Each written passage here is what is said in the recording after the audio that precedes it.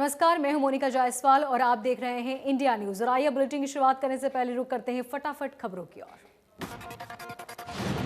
हरियाणा समेत कई राज्यों में किसानों के रेल रोको अभियान का असर दिखा। सोनीपत, यमुनानगर और कुरुक्षेत्र समेत कई जिलों में किसान पटरी पर बैठे। किसानों के आंदोलन को खापों ने भी समर्थन दिया।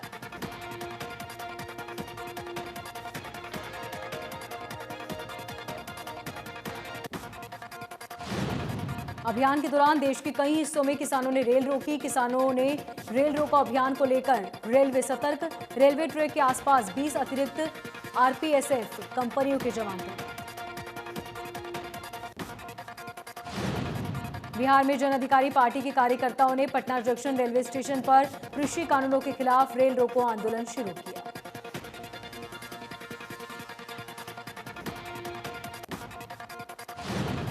जम्मू कश्मीर में किसान यूनाइटेड मोर्चा के बैनर तले किसानों ने प्रदर्शन किया और रेलवे ट्रैक जाम किया।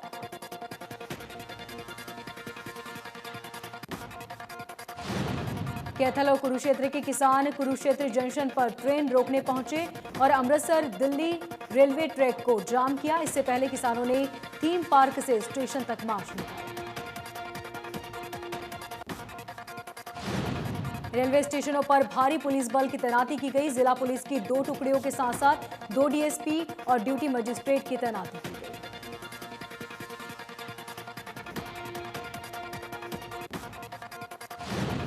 टोहाना में संयुक्त किसान मोर्चा के आह्वान पर किसानों ने 6 जगहों पर रेलवे ट्रैक पर जाम किया। इस दौरान किसानों ने 3 कृषि कानूनों को रद्द करने की मांग करते हुए जमकर नारेबाजी की। किसान नेताओं ने कहा कि संयुक्त मोर्चा ने जो आह्वान किया वो अपने क्षेत्र से इसे लागू करें ताकि देश भर से किसान अपनी आवाज एक साथ उठाकर और सरकार से ये कृषि कानून रद्द करा सके। किसान नेता ने कहा रेलवे ट्रैक जाम कर किसानों ने देश भर में किसान आंदोलन के तेज होने का ट्रेलर दिखाया। फिल्म अभी बाकी।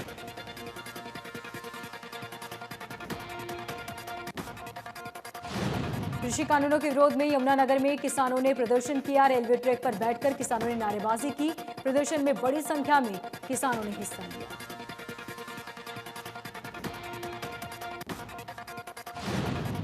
जिंद में किसानों ने रेलवे ट्रैक को जाम किया। बरसोवा गांव के पास किसान ट्रैक पर बैठे। कृषि कानूनों के विरोध में बड़ी संख्या में इकट्ठा हुए किसान। विरोध प्रदर्शन में महिलाएं भी शामिल।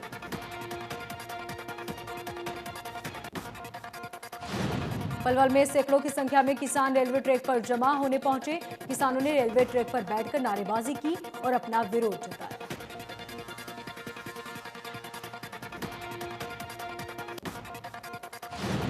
फरीदाबाद में वल्लभगढ़ रेलवे स्टेशन के अलावा न्यू टाउन और ओल्ड फरीदाबाद रेलवे स्टेशन पर भारी पुलिस बल तैनात। कई इलाकों में जीआरपी और आरपीएफ को रेलवे स्टेशन पर तैनात किया गया।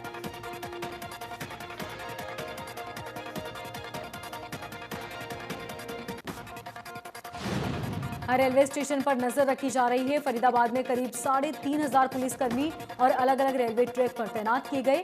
रेलवे स्टेशनों पर जाने वाले रास्तों पर बैरिकेडिंग की गई।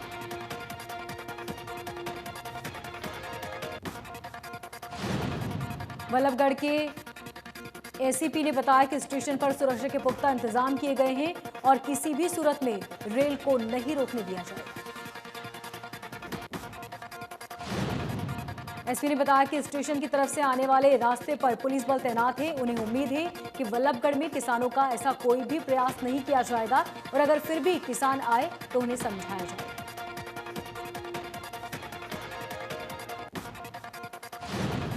गुरुग्राम में पातली रेलवे स्टेशन पर किसानों ने रेल रोको अभियान को लेकर पुलिस अलर्ट। पटौदी एसपी समेत कई थाना प्रभारी रेलवे स्टेशन पर मौजूद। करीब 200 की संख्या में पुलिस बल तैनात।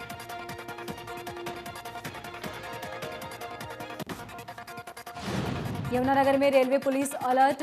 डीएसपी ने बताया कि यमुनानगर में 5 रेलवे स्टेशन है। हर स्टेशन पर पुलिस बलों की तैनाती की गई।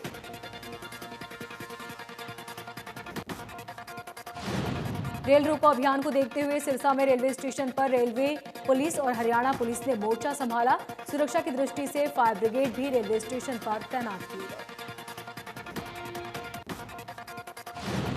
किसानों के प्रदर्शन को देखते हुए जिला प्रशासन ने 2 दर्जन ड्यूटी मजिस्ट्रेट नियुक्त किए। 750 पुलिस कर्मियों को सुरक्षा के लिए तैनात किया गया। सिरसा में फिलहाल 2 गाड़ियां चलती हैं। इनमें किसान एक्सप्रेस और श्री गंगानगर रेवाड़ी पैसेंजर ट्रेन शामिल। बाकी ट्रेनें कोरोना काल से बंद है। मालगाड़ियों को पहले ही रोक दिया गया है। किसानों के रेल रोको कार्यक्रम के मद्देनजर टिकरी बॉर्डर पर दिल्ली पुलिस ने अतिरिक्त बलों की तैनाती की। रेलवे स्टेशनों के पास भी पुलिस बल तैनात। किसानों के रेल रोको अभियान के चलते प्रदेश में रेलवे स्टेशनों पर सुरक्षा बढ़ाई गई। पलवल में रेलवे स्टेशन पर पुलिस बल तैनात। भिवानी के रेलवे स्टेशन पर भी भारी पुलिस बल तैनात। 100 से ज्यादा पुलिसकर्मी और अधिकारी ड्यूटी लगाई गई ताकि किसी भी अप्रिय घटना को रोका जा सके। इंडियन रेलवे ने आंदोलन को देखते हुए कई ट्रेनों पर ट्रेनें रद्द की। कुछ के रूट में बदलाव किए गए। ट्रेन से यात्रा के लिए निकले यात्रियों को ट्रेन की स्थिति देखकर निकलने की हिदायत। किसानों के रेल रोको अभियान के बीच दिल्ली मेट्रो के कई स्टेशनों पर एंट्री बंद कर दी गई। दिल्ली मेट्रो के टिकरी बॉर्डर, पंडित श्री राम शर्मा, बहादुरगढ़ और साथ ही होशियार सिंह मेट्रो स्टेशन की एंट्री और एग्जिट गेट को बंद कर दिया गया। किसान नेता राकेश टिकैत ने रेल रोको अभियान को लेकर कहा, सरकार ट्रेन चला ही नहीं रही, रोकेंगे कैसे। करीब 4 घंटे तक ट्रेन रोककर वो यात्रियों की सेवा करेंगे और उन्हें अपनी बात समझेंगे। हिसार में किसानों की आज 2 महापंचायत होगी। बरवाला के खरक पुनिया और राजस्थान से सटे महापंचायतों का आयोजन होगा। किसान नेता राकेश टिकैत महापंचायतों को संबोधित करेंगे।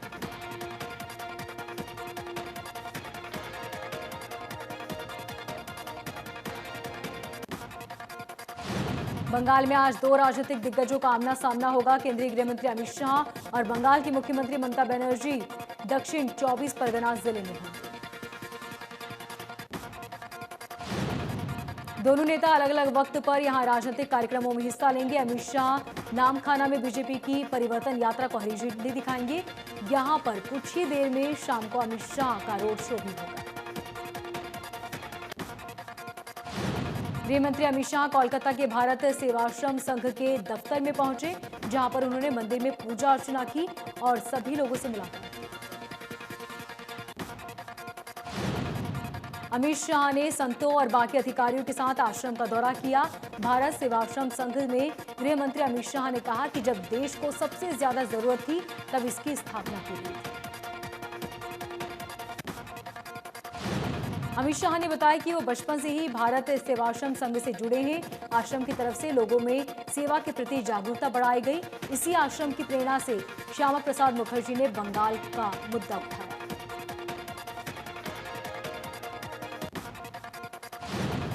पूर्व केंद्रीय मंत्री और दिग्गज कांग्रेस नेता कैप्टन सतीश शर्मा का गोवा में निधन हुआ। कैप्टन शर्मा लंबे समय से अमेठी लोकसभा क्षेत्र में गांधी परिवार के प्रतिनिधि। सतीश शर्मा रायबरेली और अमेठी से सांसद भी रहे। 1993 से 1996 में केंद्र में पेट्रोलियम मंत्री रहे। सतीश शर्मा पूर्व प्रधानमंत्री राजीव गांधी के करीबी माने जाते हैं। उनके निधन पर कई राजनीतिक दलों ने दुख जताया। कैबिनेट मंत्री अनिल विज ने प्रस्तावित आर्यभट्ट विज्ञान केंद्र से संबंधित विभाग की बैठक की अध्यक्षता की।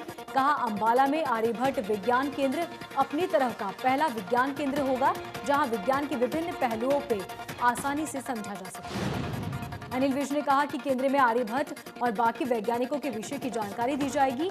विज्ञान केंद्र भवन को 4 मंजिला तैयार किया जाएगा। यहाँ सुविधाएं भी होंगी।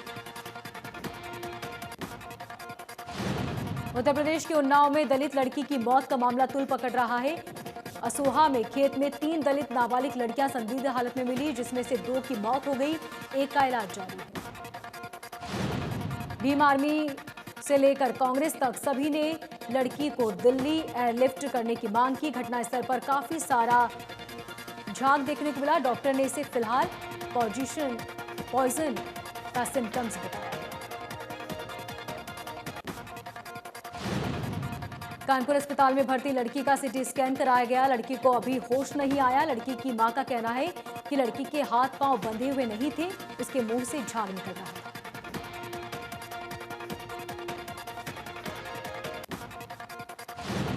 टोहाना में मिल से स्कूटी पर घर जाते वक्त लौट रही सी मुनीम से मोटरसाइकिल सवार 2 युवक ने मारपीट करते हुए 2,60,000 रुपए की लूट की। मामले की शिकायत पुलिस को दी गई।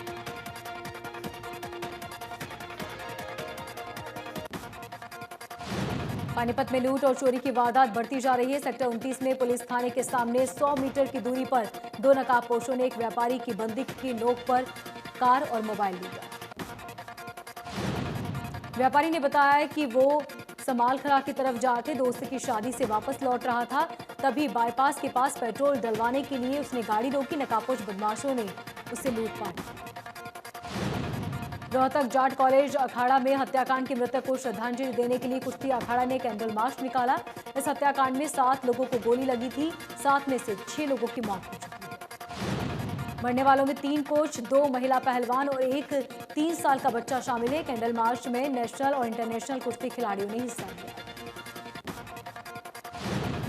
हरियाणा के मुख्यमंत्री मनोहर लाल ने बुधवार को फेमिना मिस ग्रैंड का खिताब जीतने वाली कनिका से चंडीगढ़ में मुलाकात की। इस अवसर पर सीएम ने उन्हें भागवत गीता के प्रति भेंट कर उज्जवल भविष्य की शुभकामनाएं दी। कनिका के साथ उनके माता पिता और अन्य परिजन भी पहुंचे। कनिका मूल रूप से हरियाणा के जिंद की रहने वाली है। उन्होंने हाल ही में ये खिताब अपने नाम किया। इस अवसर पर मुख्यमंत्री मनोहर लाल ने कहा, प्रधानमंत्री मोदी जी हरियाणा में बेटी बचाओ बेटी पढ़ाओ अभियान की शुरुआत के बाद बेटियों के प्रति एक सकारात्मक वातावरण तैयार हुआ और अभिभावकों की सोच भी बदली। गुरुग्राम में लोगों को पार्किंग और जाम की समस्या से जूझना पड़ता है, जिसे लेकर सदर बाजार के 4 फ्लोर पार्किंग का निर्माण किया गया, जहां पर 400 से ज्यादा कार और 2 व्हीलर खड़े होने की सुविधा होगी। गुरुग्राम विधायक सुधीर ने पार्किंग एरिया का निरीक्षण किया। कहा, पार्किंग निर्माण होने से जाम की समस्या से निजात मिली। सर्व कर्मचारी संघ के प्रदेश इकाई आह्वान पर डीसी रेट लागू करने और अन्य मांगों को लेकर कर्मचारियों ने विरोध प्रदर्शन किया। इस दौरान कर्मचारियों ने नारेबाजी भी की। सिरसा में कर्मचारियों ने तबादले रद्द नहीं होने के विरोध में प्रदर्शन किया। एक्साइज सिटी रविंद्र की तरफ से विरोध प्रदर्शन किया गया। इस दौरान प्रदर्शनकारियों ने एक्सिन सिटी के खिलाफ जमकर नारेबाजी की। Bhim Army chief Chandrashekhar Ravan Karnal jail में बंद आरोपी नवदीप कौर से मिलने पहुंचे। उन्होंने जिला प्रशासन ने उन्हें मिलने की इजाजत नहीं दी। चंद्रशेखर सैकड़ों लोगों के साथ जेल पहुंचे थे, जिन्हें गेट पर ही रोक दिया गया। पंचकुला के ट्रैफिक पुलिस कर्मियों को सम्मानित किया गया। इंपीरियल की ऑर्गेनाइजेशन सुरुचि ने ट्रैफिक पुलिस कर्मियों के कार्यों की सराहना की। पिछले साल 9 पिंक बसों को अंबाला से छात्रों और महिलाओं के लिए चलाया गया था, जिसका उद्घाटन विधानसभा स्पीकर ने महिला दिवस पर किया।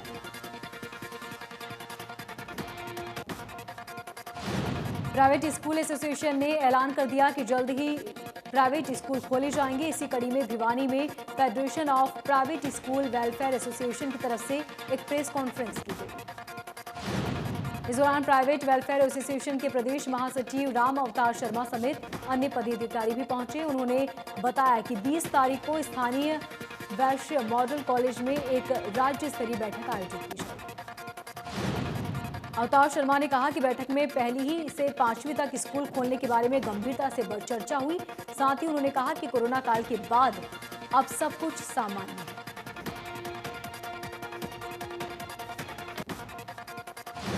गुजरात के राज्यपाल आचार्य देवव्रत यमुनानगर पहुंचे, जहां उन्होंने जैविक खेती पर आयोजित कार्यक्रम में भाग लिया।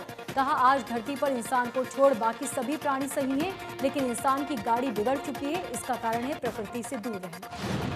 उन्होंने कहा कि हमने अपने खतरनाक नियम लागू कर भारी नुकसान किया। खेतों में जहर डालकर पक्षियों को मार दिया। जीएसपी और यूरिया के कारण लागत बढ़ रही है, उत्पादन घट रहा है। राज्यपाल आचार्य देवव्रत ने कहा कि किसान कर्ज के बोझ में है और मरने के रास्ते अपना रहा है। उन्होंने कहा कि यूरिया के अधिक इस्तेमाल से भूमि की शक्ति कमजोर होती है और धरती। कोविड-19 के बाद अब हर रविवार को धर्मनगरी कुरुक्षेत्र के लोगों की परेशानी खत्म करने के लिए राहगीर कार्यक्रम का आयोजन किया जाएगा। इस महामारी के बाद पहली बार राहगीर कार्यक्रम का शुभारंभ सांसद नायाब सिंह सैनी और विधायक सुभाष सुधा ने किया। भिवानी नगर परिषद में लंबित सीएम विंडो के समापन के लिए उपायुक्त की अध्यक्षता खुला दरबार लगाया गया। इस दौरान म्युनिसिपल आयुक्त और अतिरिक्त उपायुक्त ने सीएम विंडो से लोगों की समस्याएं सुनी। नगर परिषद से जुड़ी कुछ समस्या पहले 270 पेंडिंग थी, जिसका जिला रैकी से पिछड़ा किया गया। इसके साथ ही अब ये समस्या 106 रह गई।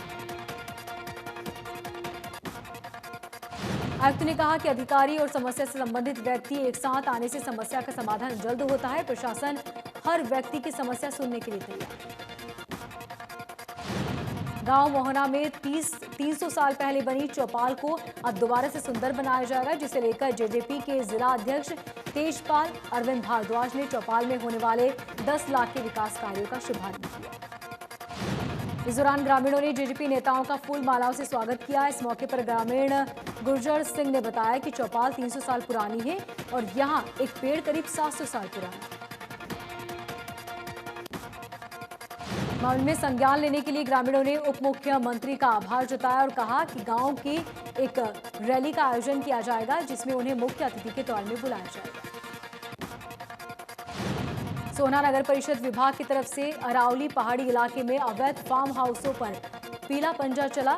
बता दें, अवैध फार्म हाउस की संख्या लगभग 1.5 दर्जन है। सिरसा में अब बारिश के बाद जलभराव की स्थिति पैदा नहीं हो, इसके लिए सिरसा जिला प्रशासन नगर परिषद ने जलभराव की समस्या से निजात दिलाने के लिए एक कोशिश शुरू।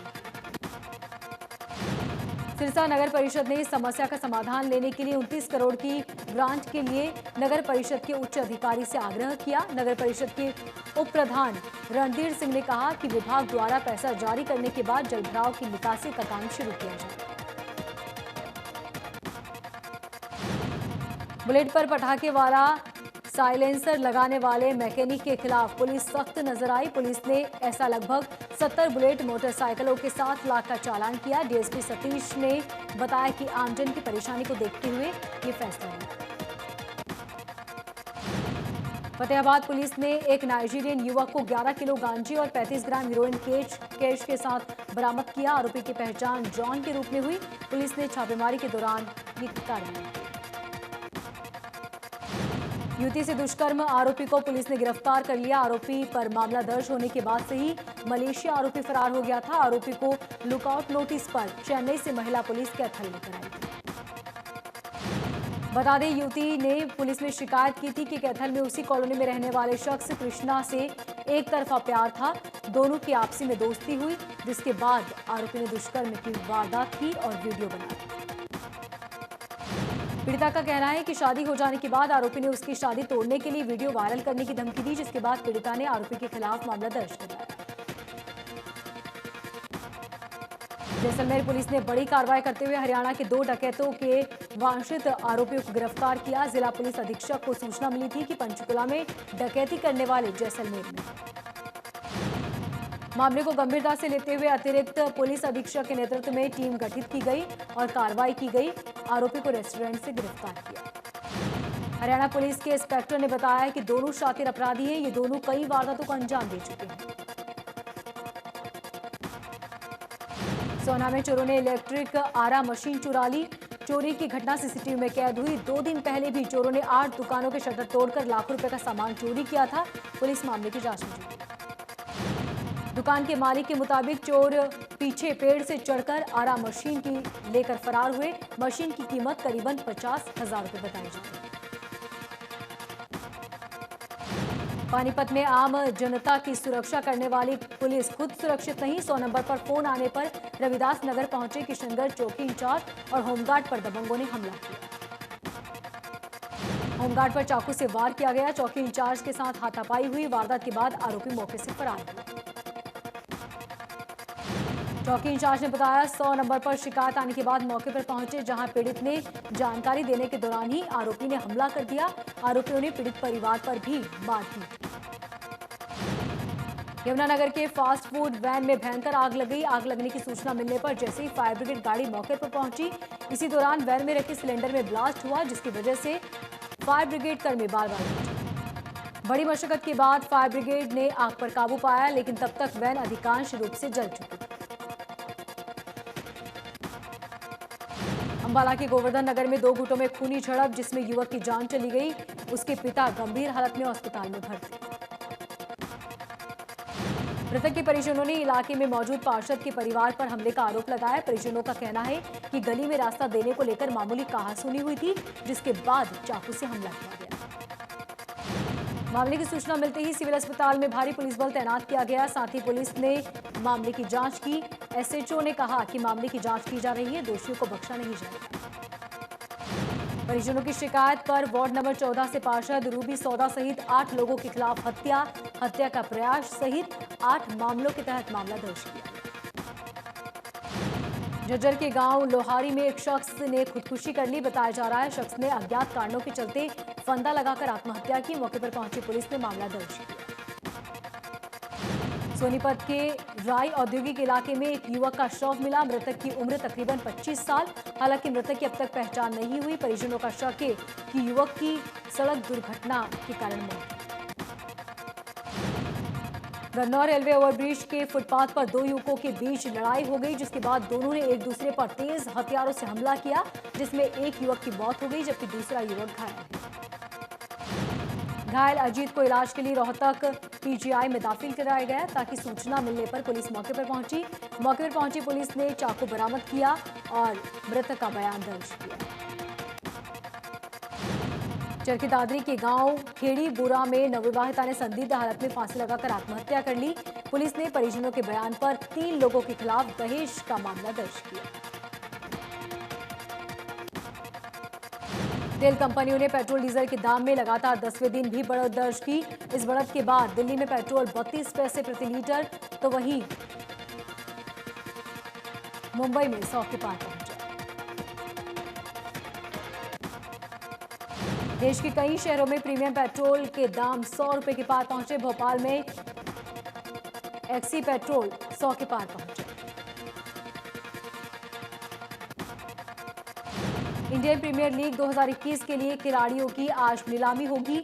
आईपीएल की 8 फ्रेंचाइजी 61 स्थानों की भरने के लिए बोली लगाएंगे। नीलामी सूची में 164 भारतीय, 125 विदेशी और एसोसिएट देशों के 3 खिलाड़ियों को जगह मिली। ग्लेन और स्टीव जैसे खिलाड़ी सबकी निगाहें रहेंगी। क्रिकेटर सचिन तेंदुलकर बेटे अर्जुन तेंदुलकर पर भी सभी की निगाहें रहेंगी। इस खिलाड़ी पर मुंबई इंडियंस के साथ ही चेन्नई सुपर किंग्स और रॉयल चैलेंजर्स बेंगलुरु की निगाहें रहेंगी। अर्जुन ने इस साल T20 में ट्रॉफी में डेब्यू किया।